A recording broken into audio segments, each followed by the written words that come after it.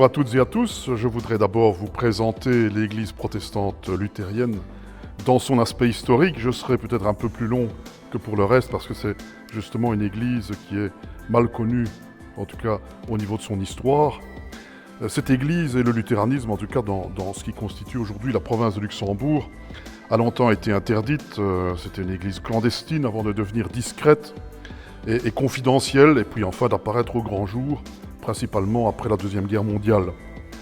La présence protestante dans ce qui constitue la province aujourd'hui, en particulier le triangle Bouillon-Oufalise-Arlon, est attestée depuis 1570. La région, avec ses forêts profondes, est alors sillonnée de routes empruntées par des protestants, principalement des Français venant du nord ou du centre de la France et des Flamands venant de Flandre occidentale ou de Bruxelles, ceux-ci fouillant les guerres de religion, les persécutions, la terreur espagnole, pour se rendre en Allemagne et en Alsace. Et on sait qu'ils trouvent refuge et surtout bon accueil dans certains de nos hameaux. Entre la fin du XVIe siècle et la fin du XVIIe siècle, dans une période de tolérance relative, une académie protestante est ouverte à Sedan, et celle-ci aura un rayonnement international. Un échange d'étudiants, de professeurs, de pasteurs va se produire alors à travers nos forêts, nos routes, entre Sedan, la Hollande, l'Allemagne et l'Alsace. Des familles protestantes sont alors identifiées à Bouillon, Vresse-sur-Semois, Florenville, Tintigny et même Arlon. Il n'est cependant pas encore question de parler d'une communauté organisée. Il faudra attendre la seconde moitié du XVIIIe siècle et précisément l'arrivée de l'imprimeur Pierre Rousseau à Bouillon pour que se constitue justement à partir de cette famille et des ouvriers imprimeurs une communauté protestante digne de ce nom. Rapidement, des familles protestantes de la province y affilient. L'horizon théologique de la communauté est évidemment marqué. Le souvenir de l'Académie protestante de Sedan demeure vivace, mais surtout les imprimeurs qui constituent l'épine dorsale de la communauté sont des hommes des Lumières, imprimeurs de livres interdits, diffuseurs d'idées révolutionnaires. Cette église est officiellement reconnue en 1790 par le pouvoir autrichien. C'est d'ailleurs sur cette base que par la suite, l'église protestante luthérienne s'étant déplacée vers Arlon a été reconnue par les pouvoirs belges. En 1795, les notables, les intellectuels qui composent l'église de Bouillon participent activement à la proclamation de la fameuse République de Bouillon qui n'aura qu'un temps. Durant la période hollandaise, l'église va s'accroître considérablement, mais évidemment soutient le régime orangiste protestant tant et si bien qu'à la Révolution belge, la commune de Bouillon décide d'expulser la communauté, de saisir les biens de l'église, et du coup commence pour cette église protestante historique une longue période d'errance.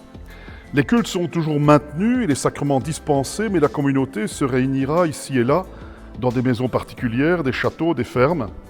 Elle sera desservie tour à tour par des pasteurs prussiens, suédois, alsaciens, parisiens et enfin belges. Dès la fin du XIXe siècle, quelques familles de la haute bourgeoisie protestante bruxelloise vont s'installer dans la région de Fauvillers, Martelange, Attert et Bastogne. Et c'est ainsi que nous avons dans la province l'un des deux seuls cimetières protestants privés de Belgique, l'autre étant en Flandre. C'est à cette époque que la communauté prend définitivement son caractère luthérien, tout en gardant son côté extrêmement libéral, hérité de l'Académie de Sedan et des imprimeurs bouillonnais. Après la Première Guerre mondiale, grâce à l'intervention de l'aumônerie militaire, la communauté s'installe dans la caserne Léopold, à Arlon, et durant les années 70 d'ailleurs, elle déménagera plutôt pour aller dans la caserne Calmin. Néanmoins, après la Deuxième Guerre mondiale, la communauté entre de nouveau dans une période d'incertitude, immédiatement donc après la guerre, et son centre se déplace vers Sugny, où s'ouvre d'ailleurs une chapelle et un centre qui aura un certain retentissement. C'est grâce à l'action conjuguée d'officiers, de sous-officiers, à la fois de l'armée, de la gendarmerie et puis aussi de la douane. Arlon, à l'époque, évidemment, la ville est très axée sur ce plan-là, que la communauté va revenir à Arlon et finalement s'installer, après une courte période à la place Chalbert, va s'installer de nouveau dans la caserne Calmin, et cette fois partagée avec la communauté catholique néerlandophone qui se réunit dans la caserne, la chapelle Calmin, qui est toujours là, mais désaffectée. Aujourd'hui, l'église protestante luthérienne du pays d'Arlon constitue, avec les deux autres communautés luthériennes, je dirais belgo-belges, Anvers et Bruxelles, ce que l'on appelle l'Église protestante luthérienne de Belgique. Celle-ci a une forme épiscopale et est reconnue par la Fédération luthérienne mondiale. Elle constitue aussi l'Union luthérienne belge qui rassemble toutes les communautés luthériennes présentes en Belgique, donc les communautés allemandes, suédoises, les aumôneries étrangères, militaires, je pense au CHEP, les ambassades, les communautés européennes.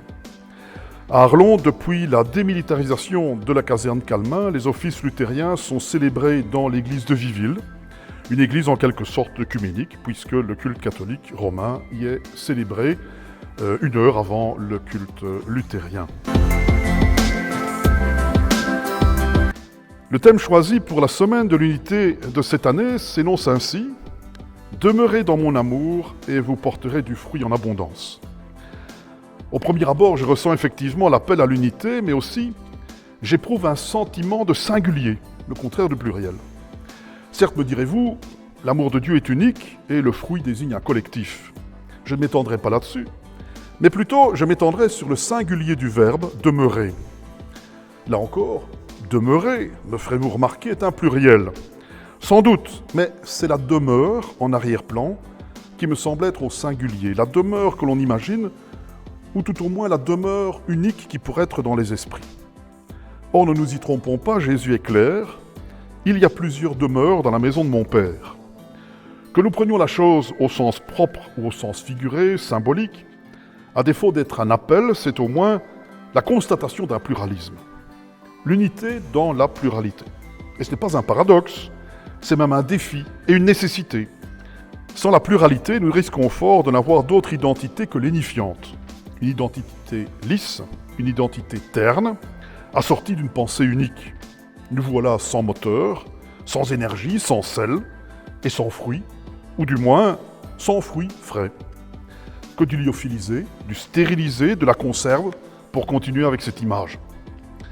Demeurer, oui, mais demeurer dans de nombreuses demeures, unies par un même amour.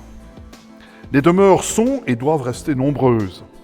C'est à la fois notre beauté, notre force et notre sagesse. Ça me rappelle une histoire du livre des Nombres, ou plutôt une fable, au sens où La Fontaine l'entendait. Il y est question d'un prophète, ou plutôt d'un sorcier, du nom de Balaam, et de son ânesse, une ânesse qui au demeurant parle. Balaam est chargé par un roi de maudire son ennemi, lequel ennemi n'est autre que le peuple d'Israël. En chemin, l'ânesse, qui est plus intelligente que son maître, refuse d'avancer, puis s'exprime auprès de son maître, Balaam, et lui ouvre les yeux.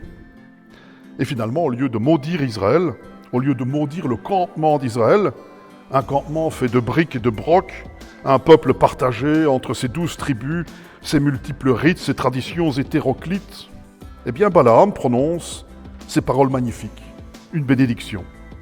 Quelles sont belles tes tentes, ô Israël, tes demeures nombreuses. Quelles sont belles tes demeures. Amen.